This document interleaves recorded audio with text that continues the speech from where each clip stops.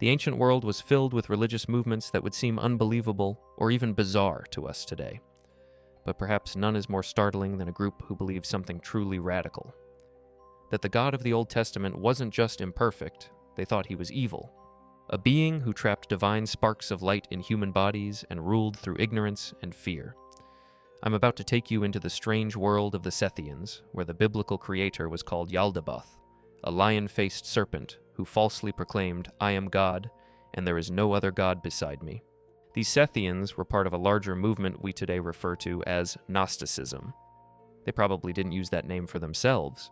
They simply saw themselves as the true seed of Seth, the third son of Adam and Eve, who they believed carried the pure spark of the divine. Their secret texts remained hidden for nearly 2,000 years until an extraordinary discovery in 1945 changed everything we knew about early religious history.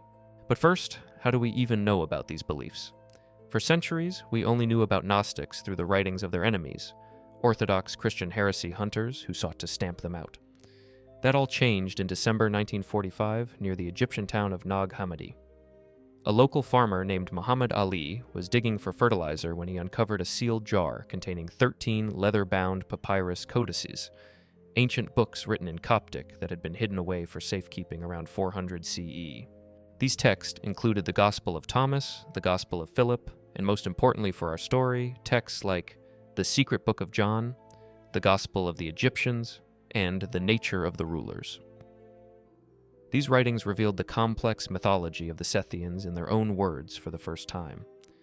What makes this discovery so incredible is that these texts survived when almost all other Gnostic writings were systematically destroyed.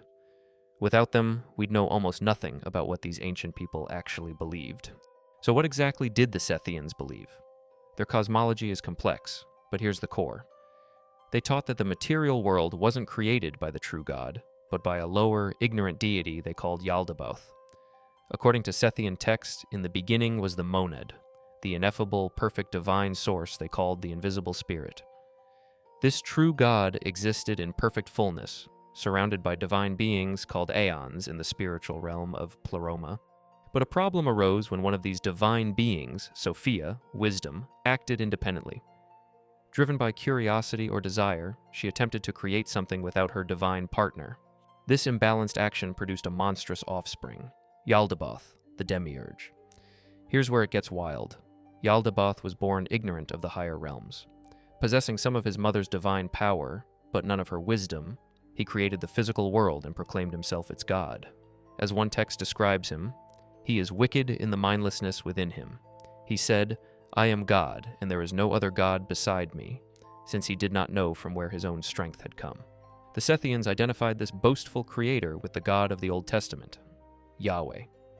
To them, his demands for worship, his jealousy, his wrath, and his laws weren't signs of divine authority, but of cosmic tyranny. But the story gets even more fascinating when humans enter the picture. The creation of humanity, according to Sethian texts, represents both a cosmic power struggle and a profound tragedy. When Yaldabaoth and his archons, ruling angels, gazed into the waters below their realm, they saw something extraordinary, a reflection of the true divine realm that existed far above them. Filled with envy and ambition, Yaldabaoth declared to his archons, "Come, let us create a human being after the image of God and with a likeness to ourselves, so that this human image may give us light." Their plan was to create beings they could rule over, who would worship them as gods. The Secret Book of John describes this creation in vivid detail. The archons each contributed something to the physical body. One created a bone soul, another a sinew soul, another flesh, blood, skin, and so on. They fashioned a physical form, but it remained lifeless, merely lying on the ground. This is where the divine drama intensifies. The true divine realm noticed what was happening. Sophia, filled with regret over her role in creating Yaldabaoth, worked with the higher powers to trick the demiurge. They convinced him to breathe his power into the lifeless Adam, but what Yaldabaoth didn't realize was that in doing so, he was transferring some of the divine light he had inherited from Sophia into the human form. As one text puts it, the power of the mother, Sophia, went out of Yaldabaoth into the physical body. The body moved and became powerful, and it was enlightened. Suddenly, Adam was alive, and more than alive, he was enlightened, possessing wisdom that surpassed his creators. The Archons were shocked to discover that their creation was now more intelligent than they were. In jealousy and fear, they cast Adam into the lowest parts of the material world. To further control humans, the Demiurge and his Archons created Eve from Adam's side and placed them both in the garden. Not a paradise, but a prison designed to keep them ignorant of their true divine nature. As the nature of the rulers explains, they put their tree of life in the middle of paradise. Their pleasure is bitter and their beauty is depraved. This explains why the Sethians saw human existence as fundamentally tragic. We are divine sparks of light, fragments of the true God, trapped in physical bodies and ruled by cosmic jailers who don't want us to remember our true home. Our suffering comes from this spiritual amnesia, forgetting our divine origin and identifying with our physical prison. But the story doesn't end there. The divine realm sent a liberator in the form of the serpent, not a tempter, but an enlightener who urged Adam and Eve to eat from the tree of knowledge.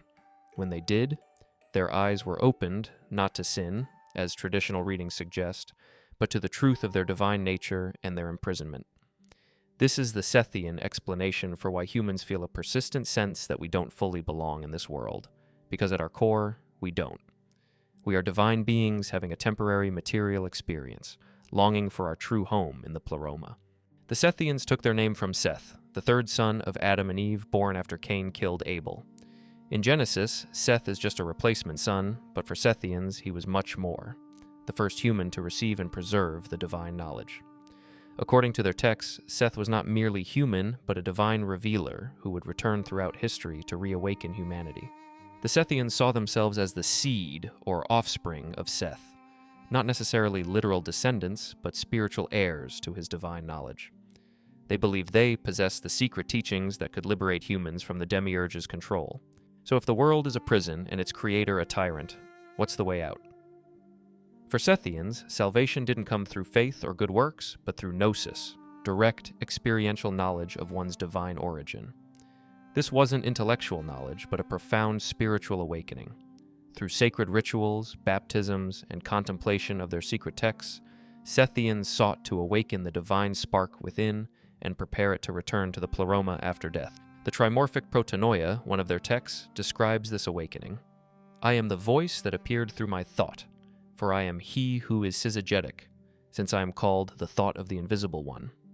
I am called the unchanging speech. Their rituals included multiple spiritual baptisms, not with water, but with living water from the divine realm. Each baptism brought greater enlightenment until the initiate was ready to ascend beyond the Demiurge's control. What makes the Sethian worldview so radical is how it completely inverts traditional religious understanding. The creator god, worshipped by millions, an impostor. His laws and commandments, chains to keep humanity enslaved.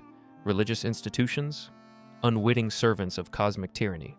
According to Sethian texts, Yaldabaoth and his Archons created religious laws and earthly powers specifically to keep humans distracted from discovering their divine nature. They even placed counterfeit spirits within humans to strengthen material desires and weaken the divine spark. As the nature of the rulers puts it, the rulers wanted to deceive humans since they saw that they had a kinship with those that are truly good. They took the name of those that are good and gave it to those that are not good, so that through the names they might deceive them and bind them.